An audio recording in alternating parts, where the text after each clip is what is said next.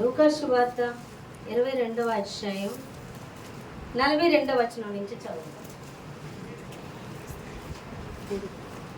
22వ అధ్యాయం 42వ వచనం నుంచి చదవండి అమ్మా. తండ్రి, ఈ గిన్నె నా యొద్ద నుండి తొలగించుటకు నీ చిత్తమైతే తొలగించుము, అయినను నా ఇష్టం కాదు, నీ చిత్తమే సిద్ధించును గాక అని ప్రార్థించును. అప్పుడు పరలోకం నుండి ఒక దూత ఆయనకు కనబడి ఆయనను బలపరచెను. ఆయన వేదన పడి మరింత ఆతురముగా ప్రార్థన చేయగా ఆయన చెమట నేలపడుచున్న గొప్ప రక్త బిందువుల వలె ఆయన ప్రార్థన చాలించి చాలమ్మా. హల్లెలూయా. లూకా సువార్త 22వ అధ్యాయం 42వ వచనం. తండ్రి, ఈ గిన్నె నా యొద్ద నుండి తొలగించుటకు నీ చిత్తం అయితే తొలగించుము, నైనను నా ఇష్టము కాదు, నీ చిత్తమే సిద్ధించునుగా కానీ ప్రార్థించును. అప్పుడు పరలోకము నుండి ఒక దూత ఆయనకు కనబడి ఆయన బలపరచును. ఆయన వేదన పడి మరింత ఆతురముగా ప్రార్థన చేయగా ఆయన చెమట నేల పడుచున్న గొప్ప రక్త బిందువు వలె ఆయను. హల్లెలూయా, హల్లెలూయా. చూడండి, ఇక్కడ మనకి సిచ్యువేషన్ ఏంటంటే, ఈయన గెత్సెమనే తోటలో సిలువకి ముందు ప్రార్థన చేయుచున్నట్లుగా మనం ఇక్కడ మాటల్లో చూస్తున్నాం. ఏమని ప్రార్థన చేయుచున్నాడంటే, రేపు ఆయన జరిగించవలసిన దేవుని చిత్తమును ఎరిగి ఉన్నట్లుగా ఉన్నాడు. ఎందుకంటే ఆయన్ని పట్టుకోబోతున్నారని, ఆయనను సిలువ వేయబోతున్నారని, ఆయన చిత్తము, తండ్రి చిత్తం ఆయన జరిగించవలసి ఉన్నదని తెలిసి ఆయన ఏమని ప్రార్థన చేస్తున్నాడంటే, తండ్రి, నీ చిత్తమే జరిగించు, నీ చిత్తమైతే తొలగించుటకు చూడమంటున్నాడు, తొలగించుటకు సహాయం చేయండి. అదే అడుగుతున్నాడు. ఏమని? నీ చిత్తమైతే ఈ గిన్నె నా యొద్ద నుండి తొలగించుటకు, అది నీకు ఇష్టమైతేనే తొలగించుము, అయినను నా ఇష్టము కాదు, నీ చిత్తమే సిద్ధించునుగాక. హల్లెలూయా అని చెప్పినప్పుడు పరలోకము నుండి ఒక దేవదూత వచ్చి ఆయన బలపరిచిందంట. అర్థమవుతుందా? అప్పుడు ఆయన పడుతున్న వేదన ఎలా ఉంది చెప్పండి. ఆయన వేదన ఎలా ఉందంట? ఆయన వేదన పడి మరింత ఆతురముగా ప్రార్థన చేయగా ఆయన చెమట నేల పడుచున్న గొప్ప రక్త బిందువు వలె ఆయన చెమట రక్తం వలె కారేలాగా ఆయన వేదన పడుతున్నాడంట. హల్లెలూయా. ఇది అందరికీ తెలిసిన విషయమే కదా. యేసు ప్రభువు వారు గెత్సెమనే తోటలో వేదన పడుతూ ప్రార్థన చేస్తున్నారని సిలువకు ముందు మనకి తెలిసిన విషయమే. అయితే మీకు ఒక విషయం చెప్తాను. ఏంటి అంటే, చాలామంది మనం అందరం కూడా చర్చికి వస్తాం, కానీ ఎందుకు వస్తాము అంటే మన అవసరతల నిమిత్తం ఫస్ట్ వస్తాం మందిరానికి. అవునా కదా? వాక్యం వింటున్న మనము తర్వాత గ్రహించేది ఏంటంటే, యేసయ్యను ప్రేమించాలని, రక్షణ తీసుకోవాలని, వెంబడించాలని. అవునా కదా? దేవుని సహవాసంలోకి నడవాలని చాలా కొద్దిమంది గ్రహిస్తారు, కొద్దిమంది గ్రహించకపోవచ్చు, కొంతమంది గ్రహించినా కూడా అది చేయకపోవచ్చు. అర్థమవుతుందా మీకు? కానీ దేవుని యొద్దకు వచ్చేక విషయం ఏంటంటే, వాస్తవం మనము దేవునితో సహవాసాన్ని పెంచుకోవాలి, సహవాసాన్ని కలిగి ఉండాలి అన్న విషయం తెలుసుకోవాలి. ఎందుకంటే మనకి దేవునికి సహవాసం కోల్పోయాం. ఎందుకు అంటే, ఆనాడు ఆదాము అవ్వ చేసిన పాపమును బట్టి మనుష్యుడు దేవునితో సహవాసాన్ని కోల్పోయాడు, సమాధానాన్ని కోల్పోయాడు. ఈ సమాధానాన్ని పరచడానికి, సహవాసాన్ని కలుగ చేయడానికి, అడ్డుగా ఉన్న ఈ పాపాన్ని తొలగించడానికి యేసు లోకరక్షకుడిగా ఈ లోకానికి వచ్చాడు. కాబట్టి ఆయన్ని అంగీకరిస్తున్న నువ్వు, ఆయన్ని ప్రేమిస్తున్న నువ్వు పాపముల నుంచి విమోచించబడిన వ్యక్తి అవుతావు. ఏమవుతావు? ఆయన్ని అంగీకరించి ఆయన్ని ప్రేమించిన వ్యక్తివి, నువ్వు పాపముల నుంచి విమోచింపబడతావు. అదే లూకా సువార్త 7వ అధ్యాయం 47వ వచనంలో ఉంది. చూడండి, లూకా సువార్త 7:47 వచనం.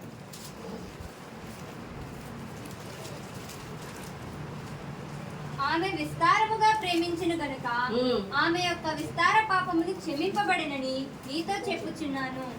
ఎవనికి కొంచెముగా క్షమింపబడునో వాడు కొంచెముగా ప్రేమించునని చెప్పి, నీ పాపములు క్షమింపబడి ఉన్నవని ఆమెతో అనెను. ఒక పాపాత్మురాలైన స్త్రీ యేసు ప్రభువు వారి యొద్దకు వచ్చి ఆయన కాళ్ళకి అత్తరు పూస్తూ కన్నీటితో ఆయన పాదములు తుడుస్తూ ఏడుస్తూ ఓ ముద్దు పెట్టుకుంటూ ఉందంట. అప్పుడు యేసు ప్రభువారు ఆమెను గురించి మాట్లాడిన మాట ఏంటో తెలుసా? ఈమె నన్ను విస్తారంగా ప్రేమించింది కాబట్టి ఈమె విస్తారమైన పాపములు క్షమించబడుతున్నాయి అని చెప్పింది. అర్థమైందా మీకు?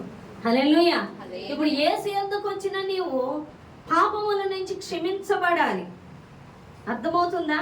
అనగా నువ్వు యేసుని ప్రేమించాలి. నువ్వు ఎప్పుడైతే ఎంత విస్తారంగా, దేవుని కన్నా ఏది కూడా ఎక్కువ ఉండకూడదు నీ హృదయంలో, కనీసం నువ్వు కూడా ఉండకూడదు. ఏది నువ్వు దేవుని కన్నా ఎక్కువ ప్రేమించినది ఒక విగ్రహం అవుతుంది. చాలా మంది విగ్రహాలను మేము పూజించట్లేదు అంటారు. ఆ విగ్రహమును కూర్చే దేవుడు మాట్లాడట్లేదు. నువ్వు దేవుని కన్నా ఏది ఎక్కువ ప్రేమించినా అది నీలో ఒక విగ్రహమే. అది నీ బిడ్డలు అవ్వచ్చు, నువ్వు అవ్వచ్చు, నీ కుటుంబం అవ్వచ్చు, నీ స్నేహితులు అవ్వచ్చు, నీకు డబ్బు అవ్వచ్చు, నీ ఆరోగ్యం అవ్వచ్చు, నీ అందం అవ్వచ్చు. నువ్వు దేన్ని దేవుని కన్నా ఎక్కువ ప్రేమిస్తున్నావు అది నీలో ఒక విగ్రహమే. నేను చేయలేదు ప్రభు అంటే నీలో ఉన్న విగ్రహాలన్నీ దేవుడు చూపించగలడు. అర్థమవుతుందా? హల్లెలూయా. కాబట్టి దేవుడినే ప్రేమించాలి. నువ్వు ఎంత విస్తారంగా యేసు ప్రభువుని ప్రేమిస్తావో అంత విస్తారంగా నీ పాపములు క్షమించబడతాయి. క్షమించబడిన తరువాత నీవు దేవుని ప్రత్యక్షతలు అనుభవించగలుగుతావు, దేవుణ్ణి చూడగలుగుతావు, దేవుని స్వరాన్ని వినగలుగుతావు, ఆయన సహవాసాన్ని నువ్వు పొందుకోవడం మొదలు పెడతావు. నిజంగా యేసయ్యను మనం ప్రేమించిన వాళ్ళ దగ్గరైనా ఉంటాము, మన శత్రువుల దగ్గర ఉంటావా? మనం ఎవరి దగ్గర ఎక్కువ ఉండాలని కోరుకుంటాము? మనం ఎవరి మాటలు వినాలని ఎక్కువ కోరుకుంటాము? మనం ఎవరితో సహవాసం చేయాలని కోరుకుంటాము? నువ్వు ఎప్పుడైతే యేసయ్యను ప్రేమించావో నీ పాపము నుంచి క్షమించబడమే కాకుండా నీకెవరి సహవాసం మొదలవుతుంది? దేవుడి సహవాసం. నీకు ఎప్పుడైతే దేవుడి సహవాసం మొదలైందో దేవుని స్వరం వినగలుగుతావు స్పష్టంగా. నువ్వు ఎప్పుడైతే దేవుని స్వరం వినడం మొదలు పెట్టావో నిన్నేం చేయమంటున్నాడో దేవుడు నీకు అర్థం. మొదట ఆయన నీ కోసం ఏం చేశాడో నీకు అర్థమవుతుంది. రెండవది నువ్వేం చేయాలన్నది నీకు తెలుస్తుంది. అవునా కదా? హల్లెలూయా. ఒకసారి నేను యేసన్న గారిది ఆయన జీవిత చరిత్ర చూస్తున్నా, జీవితం ఆయన లైఫ్ స్టోరీ చూస్తుంటే ఆయన పడుకుంటే అంటే బుక్ చదవలేదు, ఆయనదే సినిమా షార్ట్ ఫిల్మ్ చూసా. అందులో యేసన్న గారు పడుకొని ఉంటే యేసన్న గారి దగ్గరికి యేసు ప్రభువు అంటారు, వచ్చి లేగుస్తాడు ఆయన.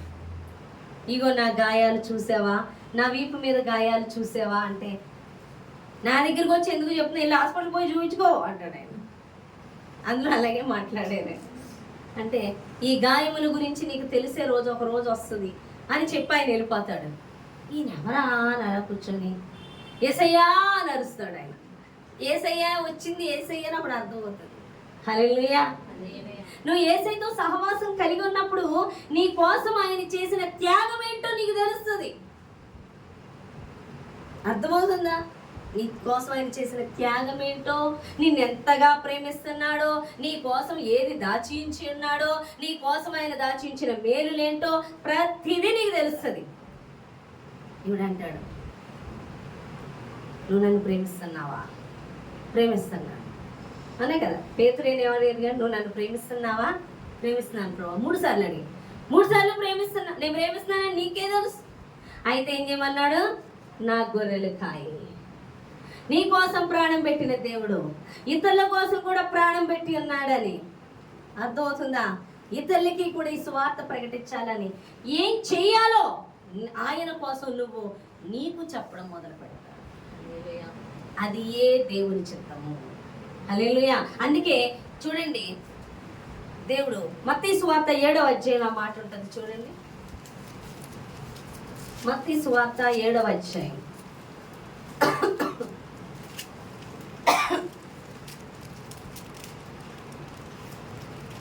మత్తయి సువార్త 7వ అధ్యాయం 22వ వచనం చూడండి. 21వ వచనం. ప్రభువా ప్రభువా అని నన్ను పిలుచు ప్రతివాడును పరలోక రాజ్యంలో ప్రవేశింపడు గాని పరలోకమందున నా తండ్రి చిత్త ప్రకారం చేయువాడే ప్రవేశించును. చాలమ్మా. హల్లెలూయా. ప్రభువా ప్రభువా అని నన్ను పిలుచు ప్రతివాడు పరలోక రాజ్యంలో ప్రవేశింపడు గాని పరలోక రాజ్యమందు నా తండ్రి చిత్త ప్రకారము చేయువాడే. ఏం చేయాలి? ఆయన చెప్పింది ఏటో చేసేవాడే పరలోక రాజ్యంలో ఉంటాడు. అంటే ఫస్ట్ నువ్వు దేవుడి దగ్గర రావడం, దేవుడిని ప్రేమించడం, దేవుడి చేత క్షమించబడ్డం, దేవుడి తండ్రి సహవాసంలోకి వెళ్ళడం, తండ్రి ఏది చెప్పాడో విని అది ఆయన చెప్పిన చిత్తమని ఆయన ఉద్దేశం అని ఎరిగి అది నువ్వు చేయడం మొదలు పెట్టాలి. ఈ కోవలోకి ఎవరన్నా వస్తున్నారా? లేదు. రావడం సన్నిధికి మొదలెట్టడమే మన చిట్టా పొద్దులో ఒకటి రాస్తాం, అవునే కదా, చీటీ ఒకటి రాసుకుంటాంగా, మనకు కావాల్సినవన్నీ అలా మొదలెడతాం. ఆయన పాదాల దగ్గర మొత్తం అడగడమే పని. కానీ ఇక్కడ ట్విస్ట్ ఏంటో తెలుసా? నువ్వు ఆయన చిత్తము చెయ్యి, నీ పని ఆయన చూసుకుంటాడు. ఆ విషయం మనకి తెలియదు. ఎంతసేపు మనది అడిగి మనం చేసే ఉద్దేశం ఏంటో తెలుసా? మనదేంటో అడిగేసి అది చేసేయాలి, అది క్లియర్ చేసేయాలి. అప్పుడు ఆయన చెప్పే దాని గురించి ఆలోచిస్తాం, అప్పుడే వాక్యం చదువుతాం, అప్పుడే ప్రార్థన చేస్తా ఉంటాం, అప్పుడే సన్నిధికి వస్తా ఉంటాం, ముందు ఈ సమస్య పరిష్కరించమంటాం. కానీ ఇక్కడ దేవుడు ఏమంటున్నాడు? తండ్రి చిత్తము చెయ్యి, నీకేది కావాలో ఆయన చూసుకుంటాడు. నీకేది కావాలో సమయానికి నీకేం చేయాలి ఆయన ఏం చెప్తున్నాడు, ఆయన చిత్తము చెయ్యి అని అడుగుతున్నాడు. ఎంతమందికి అర్థమైంది? హల్లెలూయా. కాబట్టి ప్రభువా అనేవాళ్ళు వచ్చారు పరలోక రాజ్యం. తండ్రి చిత్తం ఏంటో తెలుసుకోవాలి. నీ ఎడల నిన్నేం చేయమంటున్నాడో ఆయన కొరకు అన్న ఉద్దేశాన్ని దేవుని సహవాసంలోకి వచ్చాక నువ్వు తెలుసుకోవాలి. ఈ దేవుని సహవాసంలోకి రావాలంటే ఆయన్ను మాత్రమే ప్రేమించాలి. అప్పుడే ఆయనకి నీకున్న పాపము తొలగింపబడమే కాకుండా ఆయన సహవాసంలో ఆయన స్వరాన్ని విని ఆయన చిత్తం ఏంటో, ఆయన హృదయంలో నీవేం చెయ్యాలని కోరుకుంటున్నాడో నువ్వు ఎరిగి ఆయన చిత్తమును చేస్తావు. అంటే ఆయన చిత్తము కూడా తెలుసుకొని లేని క్రైస్తవులు అనేకులు ఉన్నారు. మందిరం ఎందుకు వస్తున్నారో తెలియదు. కొంతమంది ఏం కావాలంటే ప్రార్థన చేయండి, అంతా బాగుండాలి, ఏం బాగుండాలి ఏమో వాళ్ళకే తెలియదు. చర్చికి ఎందుకు వస్తున్నారో తెలీదు, ఏం అడగాలో తెలీదు, ఏం పొందుకోవాలో తెలియదు. అర్థమవుతుందా? దీవెళ్ళు దీవెళ్ళు దీవెళ్ళు దీవెళ్ళు అంతవరకే. అలాంటి జనాంగం కోకొల్లలు ఉన్నారు.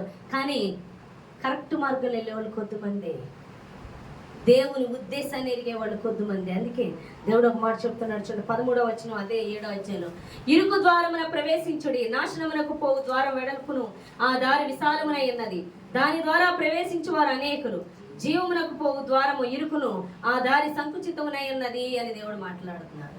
హల్లెలూయా. ఏ ద్వారాన్ని ప్రవేశించాలి? ఇరుకు ద్వారం. ఇరుకు ద్వారం అంటే ఎవరు?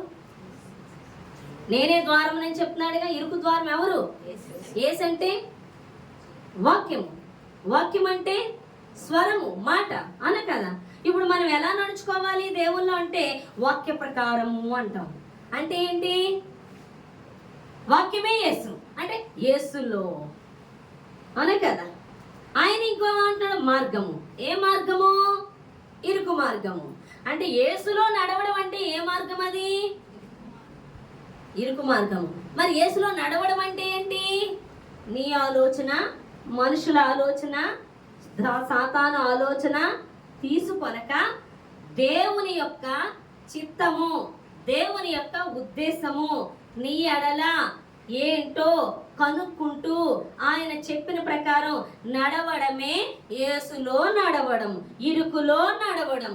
అదే పరలోక రాజ్యానికి పోవు మార్గం, అదే జీవములోకి పోవు మార్గము. ఈ మార్గంలో వెళ్ళే వారికి దేవునిలో ఉన్న సమస్త ఆనందము, ఆశీర్వాదము, పరలోక రాజ్యము అన్నీ పొందుకుంటారు. ఇక ఈ మార్గము కాక తమ ఇష్టమో, మనుషుల ఇష్టమో, శాతాన్ ఇష్టమో చేసేవాళ్ళు, విశాల మార్గంలో వెళ్ళేవాళ్ళు, వీళ్ళు నరకప్రాయులు. వీళ్ళు ఆశిస్తారు కానీ, పొందుకోవాలనుకుంటారు కానీ ఏది కూడా పొందుకోలేరు. పొందుకుంటున్నట్టు కనిపిస్తారు కానీ పొందుకోలేని వారిగానే ఉంటారు. దేవునిలో పొందుకోనట్టు కనిపిస్తారు కానీ ప్రతి ఆశీర్వాదమును అనుభవిస్తూ వెళతారు. ఎంతమందికి అర్థమవుతుంది చెప్పిన మాటలు? హల్లెలూయా. అర్థమైందా? అంటే దేవుని చిత్తమును అడగడానికి రావడమే చాలా కష్టం. చాలా మంది వస్తారు, వెళతారు. కానీ దేవుని చిత్తం అడగాలని, ఆ ప్రకారమే జీవించాలని తెలిసిన వాళ్ళు కొంతమంది ఉంటే, కొంతమందికి తెలుస్తుంది, తెలిసినా అది బహు కష్టము అని విడిచిపెట్టేవాళ్ళు చాలా మంది ఉంటారు. అర్థమవుతుందా? దేవుని మార్గము సత్యమునే మాట్లాడవాలి. అసత్యం మాట్లాడచ్చా? తెలుసు అబద్ధం ఆడకూడదని, అవునా? కానీ ఏం చేస్తాం? తెలుసు అబద్ధం మాట్లాడకూడదని తెలుసు, కానీ నా మనసు ఆయనకి తెలుసు, ప్రేమిస్తున్నాను ఆయన్ని, కానీ ఇక్కడ అబద్ధం ఆడక తప్పదు, ఆడేస్తాను. అది వీరికి అవ్వదు, విశాలతో. అర్థమవుతుందా? నీ లాభము కోసము, నీ పరిస్థితుల కోసము ఆ క్షణం ప్రభా ఏమనుకోక మరి ఈ చిన్న అబద్ధం ఆడుతున్నాను అనే నీతిమంతులు కూడా ఉంటారు. వీళ్ళు ఒక రకమైన నీతిమంతులు. అర్థమవుతుందా? మనకి కష్టకాలంగా ఉన్నప్పుడు అది దేవుడు వద్దంటున్నా సరే ఆ పనులు చేసేసుకుంటూ తూచి అనుకుంటూ వెళ్ళిపోయేవాళ్ళు ఉంటారు. కొంతమంది అయితే తెలుసు చెయ్యాలని ఆ విధముగా చెప్పడానికి బాగానే ఉంటాయి, చేయడానికి కుదరదు. చేయవలసిన వాడు చేతప్పుడు ఇలాగే కానిచ్చేస్తాం అనేవాళ్ళు కొంతమంది ఉంటారు. కొంతమంది తెలిసి నటిస్తూ చేస్తున్నట్టు చేయకుండా నాటకాలు ఆడుతూ ఉంటారు. ఎన్ని ఉంటాయి తెలుసండి? అన్ని నాటకాలు క్రైస్తవుల దగ్గరే ఉంటాయి, అన్యుల దగ్గర ఉండవు. వాళ్ళు ఓపే. మన దగ్గర మాత్రం చాలా రకాల మనుషులు వస్తూ ఉంటారు. అర్థమవుతుందా? ఒక అతను అలాగే దెయ్యాలు ఎక్కడ ఉన్నాయి, ఊరంతా శ్మశానాలు అన్నీ తిరిగేసి వస్తే చర్చి దగ్గరే కూర్చుందంటారు. ఇదేంటి ఇక్కడే కూర్చున్నాండి, ఇక్కడే పని నాకు అన్నాడు. సాధారణకి ఇక్కడే పని. ఎందుకని? అబ్బో నానా జాతులన్నీ ఇక్కడే ఉంటాయి. అర్థమవుతుందా మీకు? మే దేవుని చిత్తమును తెలిసి చేయనోళ్ళు ఉంటారు, తెలియనోళ్ళు కొంతమంది ఉంటారు. తెలిసినా చేస్తున్నట్టు నటించి చేయకుండా ఉండేవాళ్ళు కొంతమంది ఉంటారు. అర్థమవుతుందా? ఎంతోమంది ఇక్కడ ఒకళ్ళు ఉంటారు. ఒక ఆవిడైతేనంట పాస్టర్ గారు చూసేవారంట, ఉదయాన్నే వచ్చేసిదంటే చర్చికి. అస్సలు చర్చి మురిసిపోయేవారంట. ఫాదర్ గారు, డాక్టర్, అది ఎవరో పాస్టర్ గారు గబగబా మందిరం తోడిచేసి అన్ని సదిరేసి పట్టాలు వేసేసి ఇక చూడు ఎదరే కూర్చొని మోకాళ్ళ మీద చేతులు ఎత్తి స్తోత్రాలు చెప్పేస్తే పాపా ఎంత భక్తి పరురాలో అనుకున్నాను. ఆయన అన్నాడంట, ఏంటమ్మా నీ భర్త రావట్లేదని. ఎందుకు రావట్లేదంటే ఇంట్లో పెద్ద గెయ్యాలంటారు. హల్లెలూయా. ఎన్ని పెద్ద గెయ్యాలంట. ఏమో మీకు ఎలా లోపడుతుందో నాకైతే తెలియదు. వాడు మామూలు గెయ్యాలి కదా. హల్లెలూయా. ఓసారి అయితే ఆయన వెళ్తూ ఉంటేనంట ఏం చేస్తుందంట, ఆవిడ కుళాయి దగ్గర గొడవలు వచ్చాయంట. ఏం గొడవలు? నీళ్ళ గొడవలు వచ్చాయంట. ఆ నీళ్ళ గొడవలో ఇక మొదలెట్టిందంట, నువ్వదంటే నువ్వది నువ్వు తిట్టేసుకుంటున్నారండి. లో పాస్టర్ గారు వస్తున్నాడు. అమ్మో పాస్టర్ గారు వచ్చేస్తున్నారు, నన్ను చూసేస్తారని చెప్పి ఏం చేసిందంట, వెంటనే చెంగేసేసుకొని స్తోత్రాలు హల్లెలూయా అంటున్నారు. ఎందుకని పాస్టర్ గారు అక్కడ వస్తున్నారు. ఈవిడ ఈయన చూసింది, చెంగేసేసుకుంది, హల్లెలూయా స్తోత్రాలు అంటుంది. అటు పక్క అది ఉంది, అది దీని పక్క చూస్తే ఆవిడ ఈ భాష వీళ్ళకి తెలియదు కదా, ఇది ఈ భాషలో ఏదో నన్ను తిడుతుందని, నీకే హల్లెలూయా నీకే స్తోత్రాలు అంటున్నారు. అదేదో తిట్టు అంతే. మన ఇండియన్స్ అలాగే కదా, నువ్వేం తిట్టు అది నీకే అంటారు. అది నీకే అని కొంతమంది స్టైలిష్గా చెప్తారు. నువ్వేమన్నావు దానికి రెట్టింపు అని మరి చెప్తుంటారు. అవునే కదా మనవాళ్ళు అటువంటి వాళ్ళు. హల్లెలూయా. అవునా? అయితే ఈ హల్లెలూయా ఈ స్తుతులు ఏదో తిట్లు అనుకొని నీకే హల్లెలూయా నీకే స్తుతులు అంటుందంట. ఈవిడ భక్తి బరురాల మొదలెట్టిందంట. అలాంటి వాళ్ళు కూడా ఉంటారు సంఘంలో. అర్థమవుతుందా? నానా రకాల జాతులు అన్ని సంబంధించిన దెయ్యాలన్నీ కూడా సంఘాల్లోనే దూరుతుంటాయి. అర్థమవుతుందా? తోడేళ్ళు ఏం చేస్తాయి? గొర్రె చర్మాన్ని కప్పుకొని వస్తుంటాయి. రకరకాలుగా ప్రవర్తిస్తూ ఉండేలాగా శాతాను మరులు గొలుపుతూ ఉంటుంది మనుషులను. అంటే దేవుని చిత్తము తెలుసుకొని అది చేయాలి. ఎలా చేయాలి? ఇక్కడ యేసు ప్రభువారు దేవుని చిత్తము తన ఎడల ఏటో తండ్రి చిత్తము ఎరిగినవాడు. తండ్రి నీకు ఇష్టమైతే ఈ గిన్నె నా యొద్ద నుంచి తొలగించి, అదే నీ ఇష్ట ప్రకారమే, నా ఇష్టం కాదు అని తండ్రి దగ్గర ప్రార్థన చేస్తున్నాడు. అప్పుడు దేవదూత వచ్చి ఆయన బలపరిచింది. ఆయన చెమట రక్త బిందువుల వలె కారుతుంది. అంటే ఏంటో తెలుసా? దేవుని చిత్తమును ఎరగని వారు కొంతమంది అయితే, ఎరిగి చెయ్యని వారు కొంతమంది అయితే, ఎరిగిన నీవు దేవుని చిత్తమును చేయాలంటే దేవుని శక్తిని అడగాలి. అర్థమవుతుందా? దేవుని చిత్తం తెలిసేసింది కదా వెళ్ళిపోవడం కాదు. ప్రార్థన చేయాలంటే ఆ చిత్తములో నిలబడాలి. దేవుడి చిత్తమును జరిగించుకుంటున్నప్పుడు నీ ద్వారా దేవునికి పాత్రగా నువ్వు నిలబడగలగాలి. ఆ శక్తి నిమ్మని దేవుని అడగాలి. రేపు యేసు ప్రభువారి ముందు ఉన్నదేంటో తెలుసా? రేపు ఉదయము సిలువ ఎక్కడం. ఆ చిత్తము దేవుడు నెరవేర్చాలంటే యేసు ప్రభువారు తండ్రిని అడుగుతున్నాడు. ఆ ప్రార్థనా శక్తిని, ఆ బలాన్ని అడుగుతున్నాడు. ఈరోజు నువ్వు దేవుడి చిత్తము తెలుసుకోవడమే కాదు, దేవుని చిత్తమును చెయ్యగలిగే నీ ద్వారా జరిగించినప్పుడు నువ్వు నిలబడగలిగే శక్తిని అడగాలి దేవుణ్ణి. లేకపోతే నీ వల్ల నా వల్ల కాదు. ఎంతో మంది దేవుని చిత్తమును మొదలెడతారు, పారిపోతారు, భయపడిపోతారు, వెనక్కి వెళ్ళిపోతారు, ఉండలేరు, నిలబడలేరు. కానీ నువ్వు నిలబడితే ఆయన చిత్తములో శోధింపబడిన తర్వాత సువర్ణ వలె మార్చబడతాం. దేవుని చిత్తం చేయుచున్నప్పుడు అనేక రకాలుగా మనం మలచబడుతూ ఉంటాం. తెలుసా, ఇనుముని వంచేటప్పుడు ఎలా వంచుతారు చెప్పండి? ఇనుముని మనకు అనుకున్న రీతిలో తీసుకురావాలంటే అది అలా ఉంటుందా? ఉండదు. దాన్ని ఏం చేయాలి? ఇనుముని కాలుస్తూ కొట్టాలి దాన్ని. అని కదా ఏం చేయాలి? కాలుస్తూ. మన అంతకన్నా దరిద్రం మన బుద్ధి. ఇనుముని వంచవచ్చు, అవునా కదా? దేన్నన్నా వంచవచ్చు, కానీ వజ్రాన్ని కూడా కొయ్యొచ్చు, కానీ మనం చాలా కష్టం. హల్లెలూయా. అర్థమవుతుంది. అందుకే దేవుడు బంగారాన్ని కొలువులో కాల్చినట్లుగా నిన్ను శోధిస్తాను, పరిశోధిస్తాను, పరిశీలిస్తాను అని దేవుడు అందుకే మాట్లాడతాడు. మన మనస్సు అంత త్వరగా లోబడదు, మనం అంత త్వరగా లొంగము. అందుకే మనల్ని అగ్నిలో పరీక్షిస్తాడు.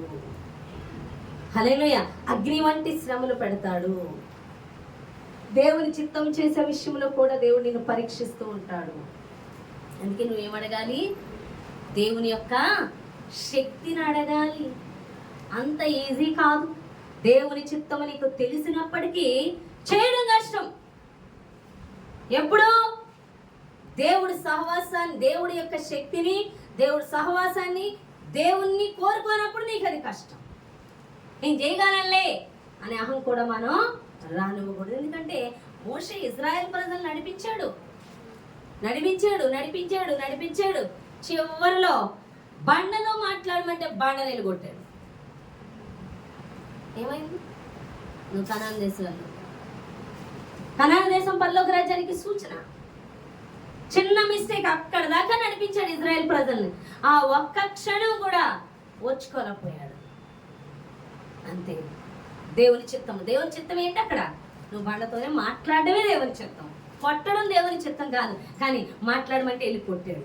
ఎందుకనంటే అసహనానికి గురైపోయాడు. ఎందుకు అసహనం వచ్చిందంటే ఇజ్రాయెల్ ప్రజల యొక్క పనులకి, మాటలకి, క్రియలకి విసిగిపోయంట కొట్టాడంట.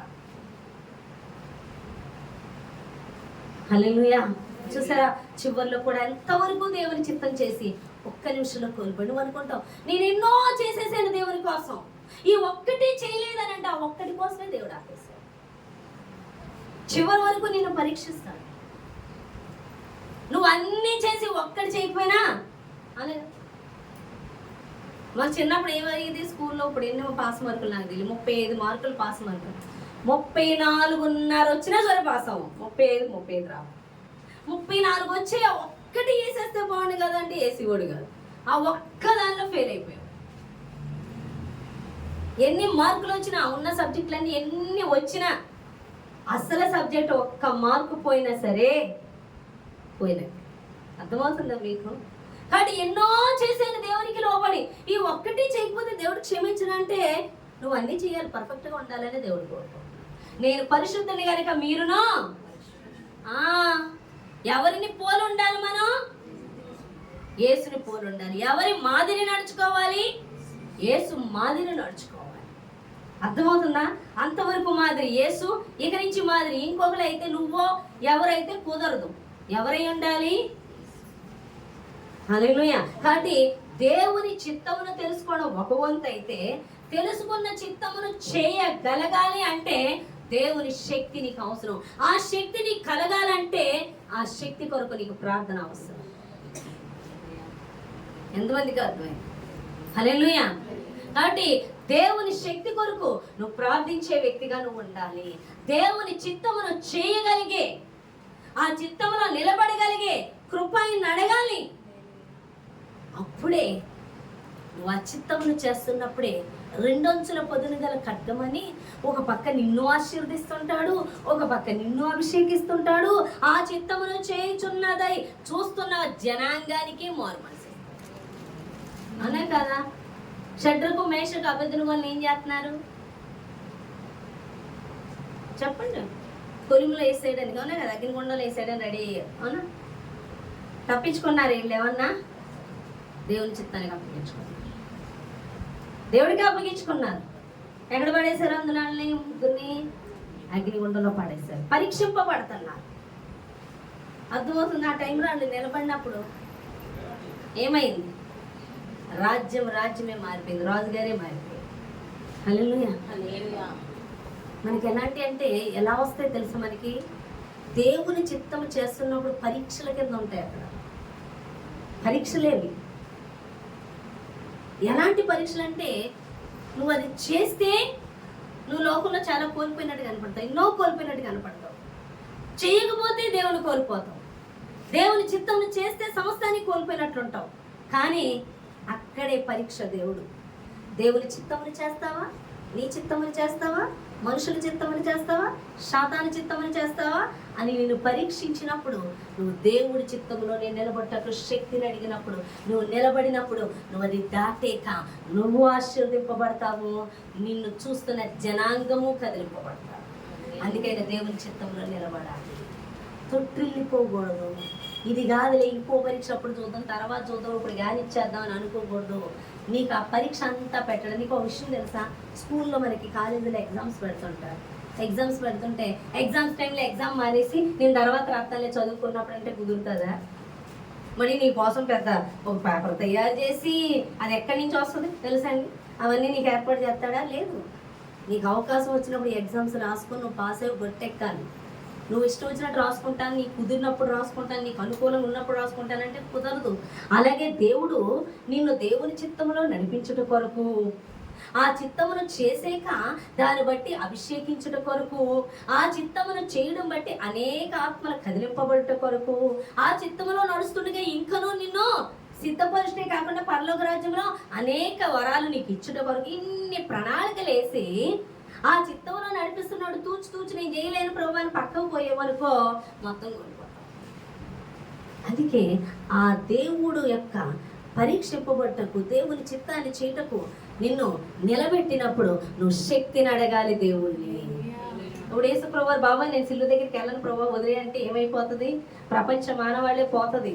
ఆయన కూడా వెళ్ళిపోతాడు, ఇంకా ఆయన కూడా నరకానికి వెళ్ళిపోతాడు. సమయం ఆసన్నం అయిపోయింది.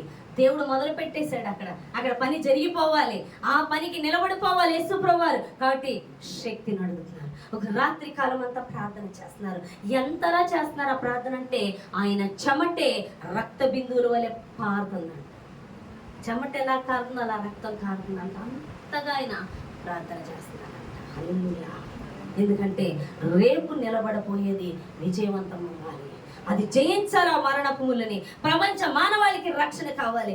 రేపు నీవు దేవుని చిత్తంలో నిన్ను ఎక్కడైనా నిలబెట్టాడేమో, శాతాను ఆ చిత్తమును తప్పించడానికి నిన్ను శోధిస్తుందేమో, పరీక్షిస్తుందేమో, గలిబిలి చేస్తుందేమో, అయినా నిలబడిపో దేవుని యొక్క ఉద్దేశంలో, దేవుని యొక్క చిత్తములో గొప్ప విడుదల చూస్తావని దేవుడు.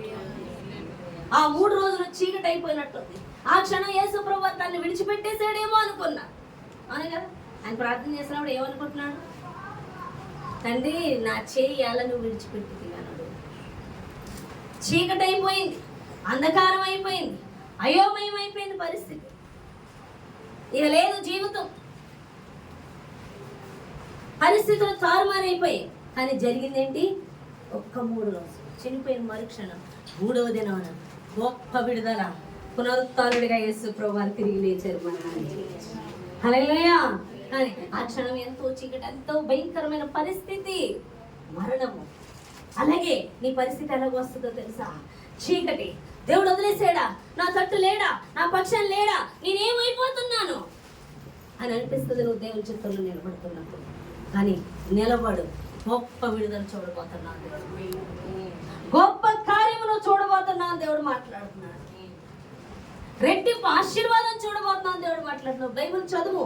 ఎంతమంది పరీక్షింపబడిన తర్వాత, శోధింపబడిన తర్వాత సువర్ణం వలె మార్చబడ్డారని దేవుడు మాట్లాడుతున్నాడు. హల్లెలూయా.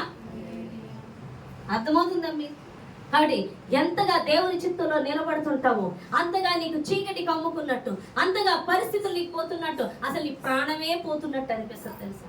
ఎటెడుతుందో పరిస్థితి తెలియదు, కానీ అది దేవుని చిత్తం అయితే గొప్ప విడుదల చూస్తావు, గొప్ప ఆశీర్వాదం చూస్తావని దేవుడు మాట్లాడుతున్నాడు.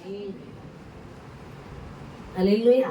అందుకే దేవుని చిత్తం చేయవలసిన పని నీ ముందు వస్తున్నప్పుడు నువ్వు చేయవలసిన పని ఏంటో తెలుసా? ప్రార్థించు. దేవుని చిత్తంలో నిలబడగలిగేటట్లు ప్రార్థించు. దేవుని చిత్తాన్ని నీ ద్వారా నెరవేర్చగలిగేటట్లు ప్రభువా నీ శక్తిని నాకు నిలబడగలిగే కృపి, నిలబడగలిగే బలమి, ప్రతి బలహీనత ఎందుకు బలపరచువాడు నేనే అంటావు. కాబట్టి నీ పునరుత్థాన శక్తి నాలో విడుదల చేయి, నిలబెట్టు అని ప్రార్థించినట్లయితే ఖచ్చితంగా ఆయన చిత్తాన్ని నువ్వు చేయగలుగుతావు. చాలా మందికి దేవుని చిత్తం తెలుసు కానీ చేయలేదు, పడిపోతుంటారు, ఉండలేకపోతుంటారు, నా వల్ల కావట్లేదంటారు. కానీ దానికి కూడా యేసు ప్రభువారు తన ముందున్న పరిస్థితి కోసం ఒక రాత్రి కాలం అంతా ప్రార్థన చేసి తన ముందున్న దాన్ని ఎదుర్కొని ఆయన పునరుత్థానుడయ్యాడు. ఈరోజు నీకున్న సమస్యలో దేవుడు నీతో ఉంటానంటున్నాడు. లోకంలో మీకు సమస్యలు వస్తాయి దేవుని చిత్తం నెరవేర్చేటప్పుడు, కానీ దేవుని చిత్తం నెరవేర్చేటప్పుడు ఆ సమస్యలు వచ్చినప్పుడు ఆ మనుషులు నిన్ను విడిచిపెడతారేమో కానీ మీ శ్రమలో నేను తోడై ఉన్నానని దేవుడు మాట్లాడు. నువ్వు దేవుని చిత్తం నెరవేర్చేటప్పుడు మనుషులు అంటారేమో, పరిస్థితులు తారుమారవుతాయేమో, సంతోషకరమైన దినములేమో ఉండవేమో, కానీ నీతో మాత్రం దేవుడు ఉంటాడు. ఏ పరిస్థితుల్లో నేను ఉండడు కానీ నువ్వు దేవుని చిత్తం నెరవేరుస్తున్నప్పుడు నీకు కలిగే భయంకరమైన పరిస్థితులు వెళ్ళిపోక్కర్లేదు. నీతో ఎవరుంటారు? దేవుడు ఉంటాడు నీతో. హల్లెలూయా. ఆయన శక్తి, ఆయన బలము, ఆయన ఆదరణ, ఆయన కృప నీకు మెండుగా కలుగు చేస్తాడు. హల్లెలూయా. నోటి ప్రిపెట్లారా దేవుడితే నేను మాట్లాడుతున్నాను. దేవుని చిత్తమును చేయాలంటే అంత ఈజీ కాదు. ముందు తెలుసుకోవడం కష్టం, తెలుసుకున్న నువ్వు చేయడం కష్టం. అది నువ్వు చేయగలను అనుకున్నప్పుడు కష్టం, కానీ దేవుని శక్తిని అడిగినప్పుడు అది ఈజీ అని దేవుడు మాట్లాడుతున్నాడు. నీకు ఆ పరిస్థితులు భయంకరంగా వదిలేసేయడం అయిపోయిందేమో నా లైఫ్ అనుకుంటావు, కానీ గొప్ప విడుదల చూస్తావని దేవుడు మాట్లాడు. అందుకే 3 బారిని జీవితాలు చిగురింపజేస్తాను అంటున్నాడు. 3 బారిపోయింది, అయిపోయింది నా లైఫ్, ఇంకా లేదనుకుంటున్నావేమో, మరలా కొత్త జీవితాన్ని ఇచ్చినట్లుగా ఇస్తాడు, కొత్త లైఫ్ ఇచ్చినట్లుగా ఇస్తాడు, కొత్త మార్పులు ఇస్తాడు, నూతన ఉత్తేజం ఇస్తాడు, నూతన శక్తి ఇస్తాడు, నూతన బలం ఇస్తాడు. తెలుసా మీకు? దేవుని చేత శోధింపబడి అయిపోయిందిరా ఇలా పని అంటే మరింత శక్తితో నిలబడేలా దేవుడు చేస్తాడు. ఎందుకంటే నూతన బలము, నూతన శక్తి దేవుడు ఇస్తాడు. అందుకే దేవుని చిత్తాన్ని జరిగించేవారు ముసలివారు అవుతున్నా ముసలివారిగా ఉండరంట. వాళ్ళు ఎలా ఉంటారు? యవ్వన శక్తితో ఉంటారు. ఎందుకని? సమస్యను జయించిన తర్వాత వారిలో వచ్చే శక్తి ఉంటుంది, దేవుని శక్తి. అది యవ్వన బలం కన్నా ఎక్కువ బలంగా ఉంటాం. కాబట్టి 100% ఆయన చిత్తాన్ని చేయాలంటే ప్రార్థించాలి. నీ చిత్తమును జరిగించే వారుగా మమ్మల్ని నిలబెట్టమని నువ్వు అడిగినట్లయితే ఖచ్చితంగా దేవుడు కార్యం చేస్తానని దేవుడు మాట్లాడుతున్నాడు. ఈ చిన్న మాటలు దేవుడు దీవించి ఆశీర్వదించిన దాకా వాక్యం నిమిత్తం ప్రార్థన చేద్దాం. అలాగే వాళ్ళ కొరకు సిద్ధపడదామండి.